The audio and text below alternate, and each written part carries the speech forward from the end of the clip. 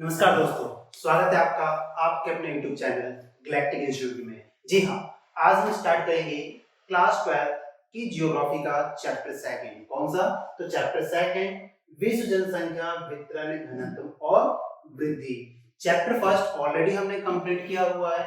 अगर आपने उस वीडियो को नहीं देखा है तो आप इसकी प्लेलिस्ट में जाकर चैप्टर फर्स्ट के वीडियोस देख सकते हैं। ठीक है, और आज हम करेंगे चैप्टर सेकंड, जिसका नाम है, देखो क्या है, विश्व जनसंख्या वितरण घनत्व और वृद्धि। ये तीन वर्ड है और इसी तीन शब्द के ऊपर, इस तीन वर्ड के ऊपर ही जो हमारा पूरा चैप्टर है वो टिका हुआ है। ठीक है, तो आज हम स्टार्ट करने वाले हैं कौन सा? तो आपका विश्व जनसंख्या वितरण घनत्व और वृद्धि। तो देखिए क्या है, सबसे पहले हम बात करते हैं विश्व जनसंख्या का मतलब क्या होता है। विश्व जनसंख्या का मतलब है यहाँ पे आपका कि जो हमारा विश्व है, विश्व में रहने वाली जनसंख्या। ठीक है, क्या?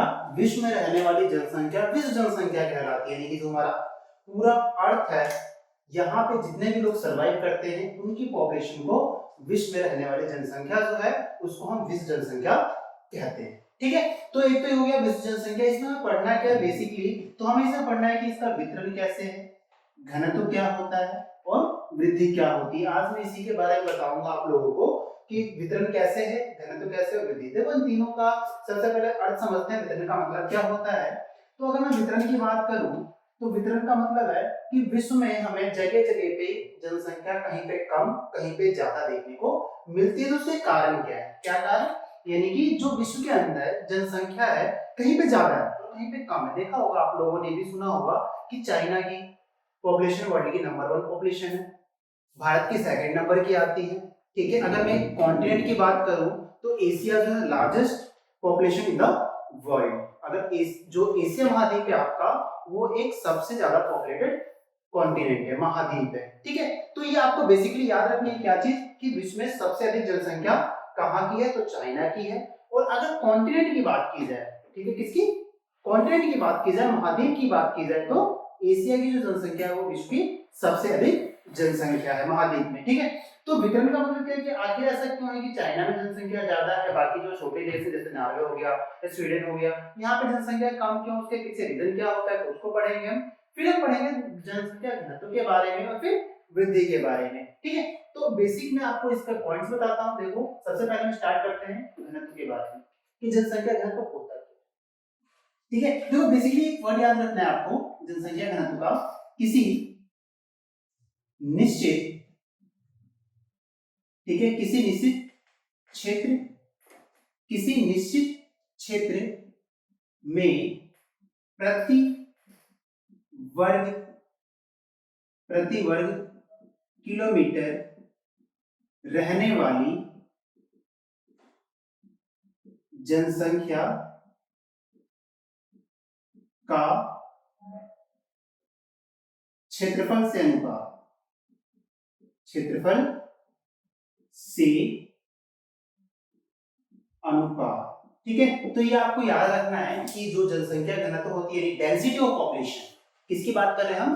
डेंसिटी ऑफ पॉपुलेशन की बात कर रहे हैं। जनसंख्या घनत्व की बात की जा रही है किसी निश्चित क्षेत्र में रहने, किसी निश्चित क्षेत्र में प्रति वर्ग किलोमीटर में रहने वाली जनसंख्या का क्षेत्रफल से अनुपात। इसमें दो वर्ड बोले गए, एक बोला गया कि प्रति वर्ग किलोमीटर, यानी कि 1 किलोमीटर में कितने लोग रहते हैं। अगर हम जनसंख्या का अनुपात निकाल ले क्षेत्रफल से, तो वहां पे पता चल जाएगा कि 1 किलोमीटर के दायरे में कितने लोग रहते हैं। ठीक है, तो इसका एक छोटा सा फॉर्मूला भी होता है जिसमें आता है सबसे पहले कुल क्षेत्रफल। ठीक है, कुल क्षेत्रफल को जब हम कुल जनसंख्या को जब हम कुल क्षेत्रफल से डिवाइड कर दें तो आपका जनसंख्या घनत्व आ जाता है। क्या आ जाता है? जब हम कुल जनसंख्या को कुल क्षेत्रफल से, ठीक है, यानी कि टोटल पॉपुलेशन किसी भी एरिया की, अगर वहां की टोटल पॉपुलेशन को वहां के एरिया से डिवाइड कर दें तो उसी का अनुपात क्या कहलाता है? आपका जनसंख्या घनत्व कहलाता है। ठीक है, तो किसी क्षेत्र में रहने वाली निश्चित वर्ग किलोमीटर में रहने वाली जनसंख्या घनत्व कहलाती है। कैसे निकाला जाता है? जनसंख्या का क्षेत्रफल से अनुपात, यानी जनसंख्या कितनी है उसका क्षेत्रफल से अगर हम अनुपात निकाल दें तो क्या कहलाएगा? आपका जनसंख्या घनत्व कहलाएगा, और ये इसका निकालने का एक फॉर्मूला होता है। ठीक है, जैसे आपको पता करना हो, मान लो किसी देश की जनसंख्या 15,000 है, किसी क्षेत्र की जनसंख्या कितनी है? 15,000, और उसका जो क्षेत्रफल है वो 150 स्क्वायर किलोमीटर है, तो क्या बता सकते हैं आप कितनी होगी? तो देखो ये आपका आ गया, ठीक है, कितना? 100, यानी कि 1 किलोमीटर में कितने लोग रहते हैं? 100 लोग रहते होंगे। तो ये इसका मतलब क्या है कि आप बता सकते हो कि 1 किलोमीटर के दायरे में, किसी भी क्षेत्र की 1 किलोमीटर के दायरे में कितने लोग रहते हैं, उसी को निकालना हमारा जनसंख्या घनत्व कहलाता है। ऐसे आप किसी भी क्षेत्र की जनसंख्या घनत्व निकाल सकते हैं। ठीक है, अब हम बात करते हैं वृद्धि। देखो वृद्धि क्या है, ठीक है, जनसंख्या वृद्धि। तो जनसंख्या वृद्धि का बेसिक से एक छोटा सा आपको डेफिनेशन याद रखनी है। वृद्धि का मतलब होता क्या है? अब देखो कई लोग आप सोच रहे होंगे वृद्धि का मतलब कि केवल बढ़ना, नहीं, ऐसा नहीं होता। हाँ, एक तरफ मान सकते हैं कि वृद्धि यानी ग्रोथ होती है, ग्रोथ यानी बढ़ना ही होता है, बट जनसंख्या के कॉन्सेप्ट में हमारा क्या है? वृद्धि जो है वो सकारात्मक और नकारात्मक दोनों हो सकती है। ठीक है, वृद्धि क्या हो सकती है आपकी? तो दोनों हो सकती है, पॉजिटिव भी और नेगेटिव भी, मींस सकारात्मक भी हो सकती है, ठीक है, और आपकी नकारात्मक भी हो सकती है। और अगर इसमें किसी भी तरीके का परिवर्तन आता है उसी को हम जनसंख्या वृद्धि कहते हैं। एक छोटी सी डेफिनेशन अगर मैं बताऊं जनसंख्या वृद्धि की, तो आप बता सकते हो एक, ठीक है, सॉरी, दो समय अंतराल, दो समय अंतराल के बीच जनसंख्या में होने वाला परिवर्तन।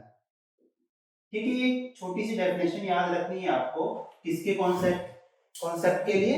जनसंख्या वृद्धि के लिए। क्या कि दो समय अंतराल के बीच अगर जनसंख्या में परिवर्तन हो रहा है, चाहे जनसंख्या बढ़ी हो या जनसंख्या घटी हो, ठीक है, ध्यान देना है आपको क्या कि जनसंख्या चाहे बढ़ी हो या फिर जनसंख्या घटी हो, जी हाँ, अगर जनसंख्या बढ़ भी रही है और कम भी हो रही है तो भी वो वृद्धि काउंट की जाएगी।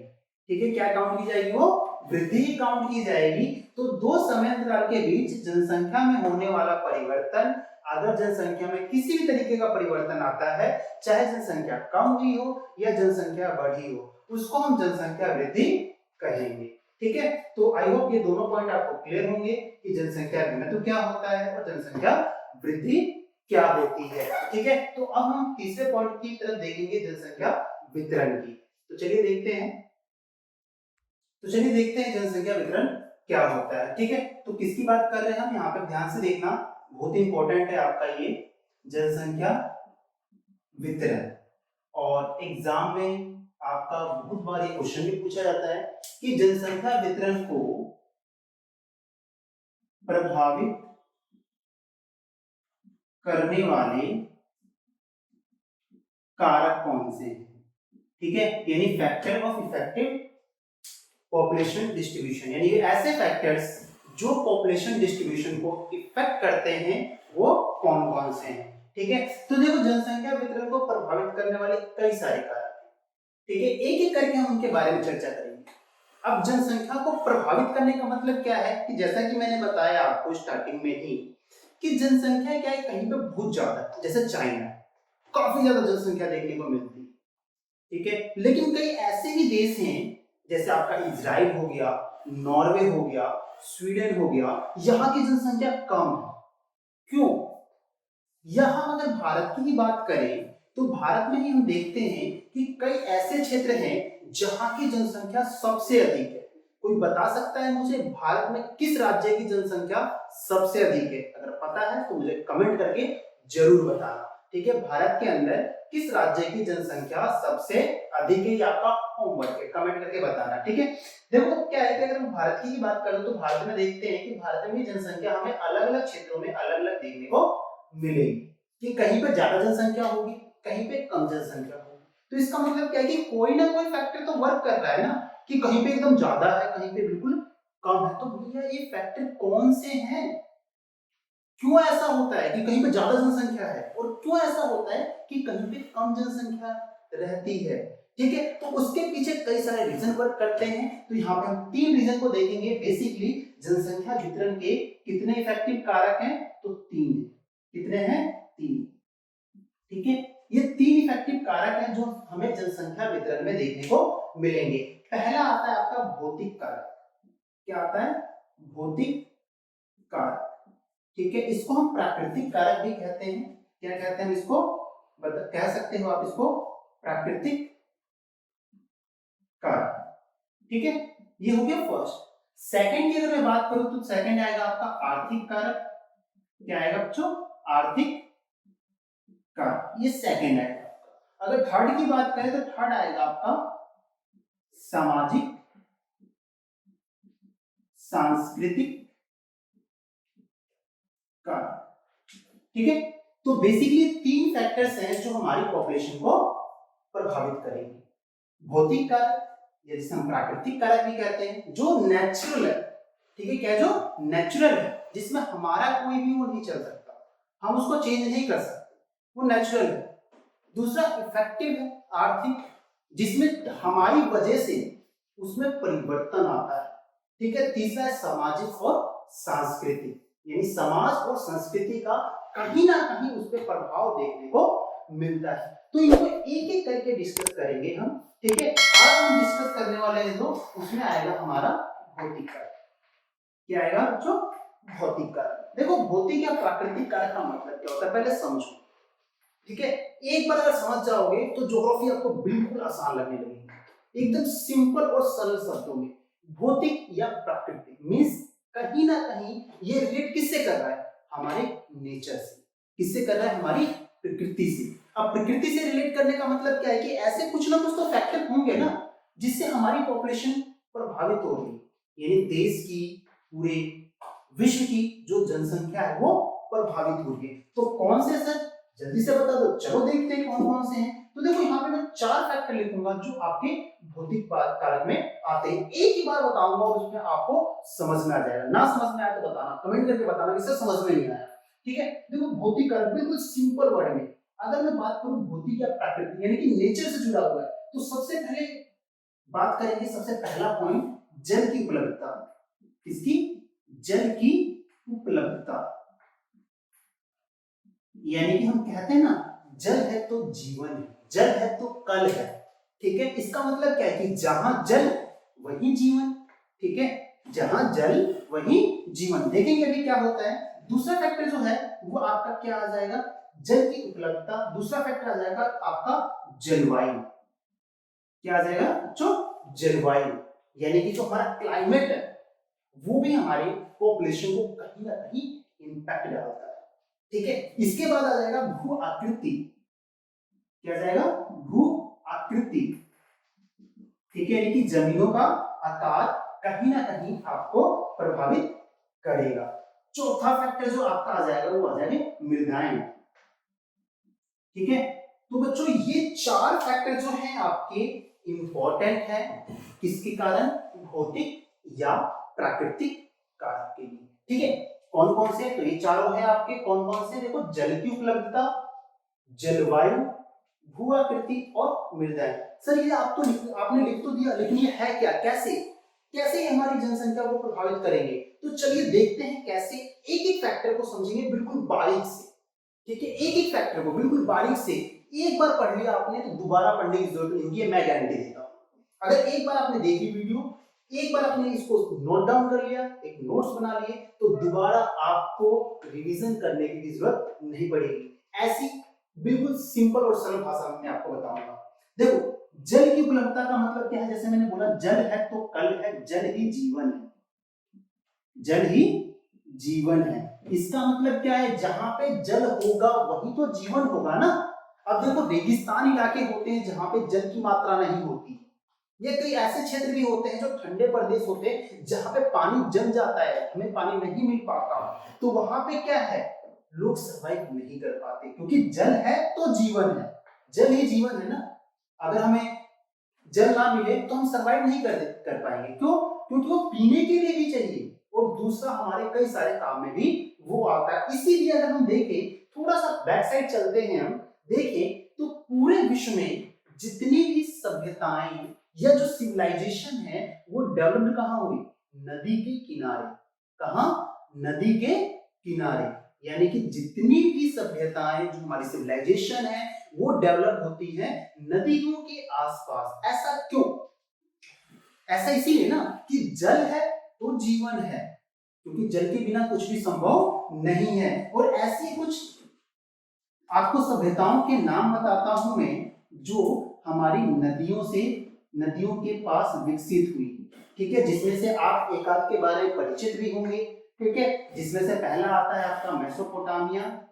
मेसोपोटामिया, ठीक है, मेसोपोटामिया की सभ्यता कहाँ पे है? तो कोई बता सकता है मुझे? ठीक है, कौन सी रिवर के किनारे है? तो देखो मेसोपोटामिया की सभ्यता जो है आपका कहाँ पे है? दजला और फरात। ठीक है, दजला और फरात नदी के किनारे ये विकसित हुई थी। अगर मैं दूसरी सभ्यता की बात करूं तो मिस्र की सभ्यता है आपकी, मिस्र की सभ्यता। ठीक है, अब मिस्र की सभ्यता का मतलब क्या है? मिस्र की सभ्यता कौन सी नदी के किनारे हुई थी? तो नील नदी, विश्व की सबसे लंबी नदी कही जाती है नील नदी को। ध्यान रखना, लंबी नदी, गहरी नहीं, लंबी नदी। विश्व की सबसे लंबी नदी है नील नदी, यहाँ पे विकसित हुई थी। एक नंबर क्वेश्चन ही बन गया आपका कि विश्व की सबसे लंबी नदी कौन सी है? तो कौन सी है? नील नदी। कहाँ पे है? मिस्र में। कितना, 2 क्वेश्चन बन गए यहाँ से आपके। ठीक है, एक क्या आपका सिंधु घाटी। कौन सी? सिंधु घाटी सभ्यता। ठीक है, तो सिंधु घाटी सभ्यता, इसको हम सरस्वती सिंधु सभ्यता भी बोलते हैं। कहाँ पे डेवलप हुई थी? तो आपकी सिंधु नदी के किनारे। कहाँ पे? सिंधु नदी। ठीक है, तो ये आपकी जो है कुछ प्राचीन सभ्यताएं हैं जो नदी किनारे विकसित हुई है। क्यों हुई है? क्योंकि जल है वहां पे, पीने के लिए भी, काम करने के लिए भी, हर तरह के लिए जल की आवश्यकता होती है। इसलिए जितनी भी सभ्यताएं विकसित हुई वो नदी के किनारे ही हुई। चलिए देखते हैं दूसरा पॉइंट क्या है। देखो, जलवायु। जलवायु का मतलब है कि हमारा जो वातावरण ना वो 2 तरीके से डिवाइड होता है। ठीक है, कितने तरीके से डिवाइड होता है? 2 तरीके से। या तो वो उष्ण हो सकता है, या तो फिर शीत हो सकता है। ठीक है, क्या हो सकता है वो? उष्ण और शीत। उष्ण का मतलब होता है गर्म, और शीत का मतलब क्या होता है आपका? ठंडा। यानी कि जलवायु क्या है? या तो कहीं गर्म जलवायु मिलेगी हमें, या तो फिर वो क्या मिलेगी? ठंडी जलवायु मिलेगी। अब इसका मतलब क्या है कि जहां पे ठंडी जलवायु होगी वहां भी रहना पॉसिबल नहीं है, और जहां पे गर्म जलवायु होगी वहां भी रहना पॉसिबल नहीं है। क्योंकि ज्यादा गर्मी होगी तो भी हम सर्वाइव नहीं कर पाएंगे, और ज्यादा ठंड होगी वहां भी सर्वाइव नहीं कर पाएंगे। इसीलिए आपने देखा होगा, ठीक है, जो गर्म मरुस्थल है हमारे, ठीक है, कौन से? गर्म मरुस्थल से भारत का मरुस्थल कौन सा है? तो बता सकता है भारत में कौन सा मरुस्थल है? ठीक है, एक बार कमेंट करके बताना मुझे, कौन सा मरुस्थल भारत का सबसे गर्म है और कौन सा सबसे ठंडा है।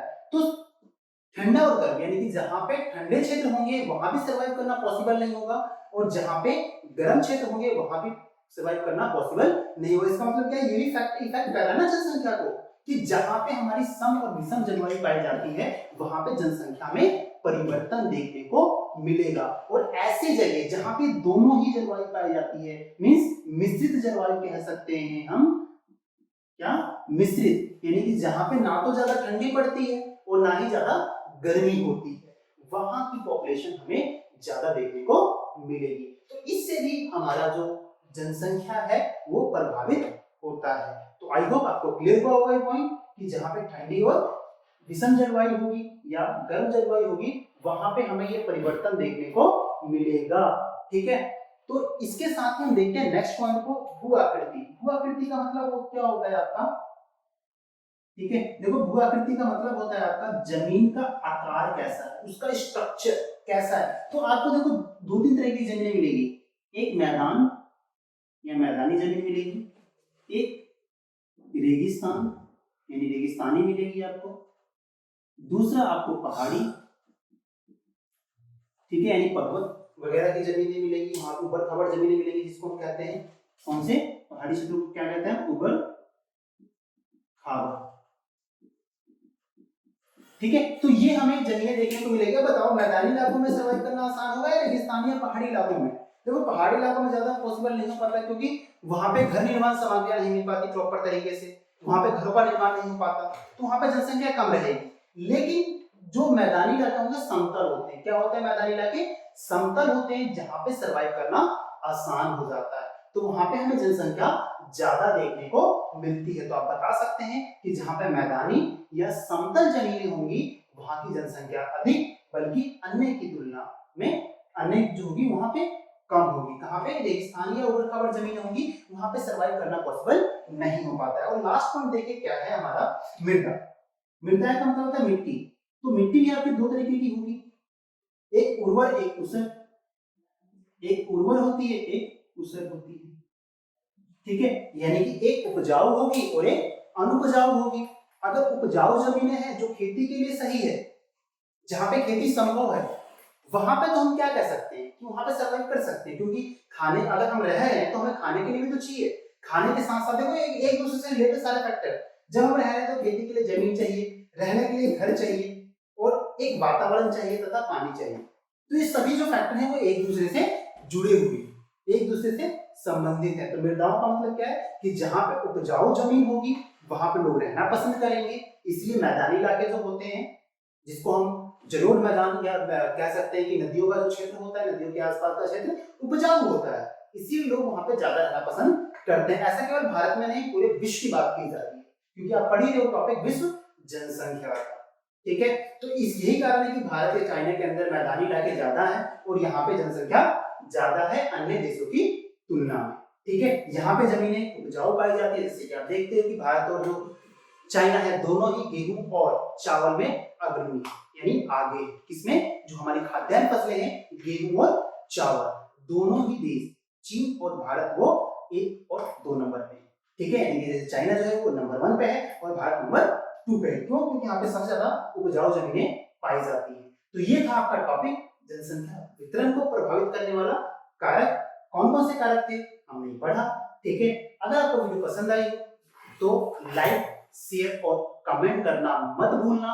इसके नेक्स्ट टॉपिक जो होगा वो हम इसके नेक्स्ट पार्ट में डिस्कस करेंगे, ठीक है। तब तक मिलते हैं।